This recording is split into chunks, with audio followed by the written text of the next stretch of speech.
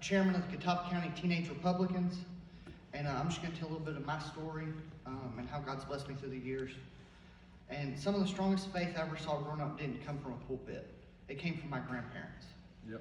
No matter what was happening in my life, my Mimi and Pawpaw made sure I was in church. When I was 6 years old, they led me to the Lord and gave me a foundation that would carry me through everything that came next. When I was 7, my grandma passed away, but the faith she planted in me never left. Amen.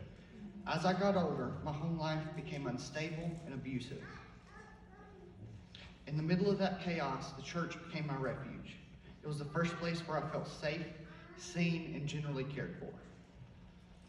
It showed me something I'd never really known before, that love doesn't have to hurt, and that stability is possible. Yeah. When I was 13, I was taken by the Department of Social Services and placed into foster care. Since then, I've moved from home to home. Everything around me changed. Where I lived, who I lived with, and what tomorrow looked like. But one thing never changed, my faith. When I didn't know where I'd be sleeping, I knew who I belonged to. Yes, sir. God never lost sight of me, even when my life felt completely out of control. Today, by God's grace, I serve as the chairman of the Catawba County Teenage Republicans. I don't see that role as a title. I see it as a responsibility to lead with integrity, to stand on the truth, and to reflect Christ in every space I'm in, including politics. I believe our faith should shape how we lead, how we serve, and how we fight for what's right. Amen. My story isn't one of bitterness, it's one of God's faithfulness. Amen. The foundation of my life is Christ, and because of that, my future is bigger than my past. And I want to end with a challenge, especially for the adults in the room.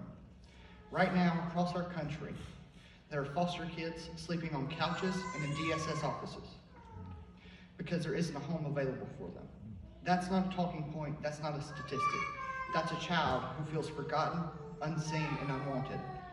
Psalms 82:3 said, "Defend the weak and the fatherless and uphold the cause of the poor and the oppressed." The government has a role. Policy has a role, and politics matter. But before there were systems, there was the church. There were programs. There were people of faith who stepped up, opened their homes, gave their time, and stood in the gap.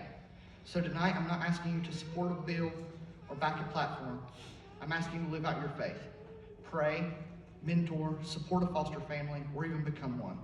Volunteer and advocate for kids who don't have a voice. You may not be able to fix the entire system, but you can change one life. And sometimes that's exactly how God starts fixing an epidemic. I'm standing here today because someone chose faithfulness over comfort, and somewhere tonight there's a child praying that someone will choose them next.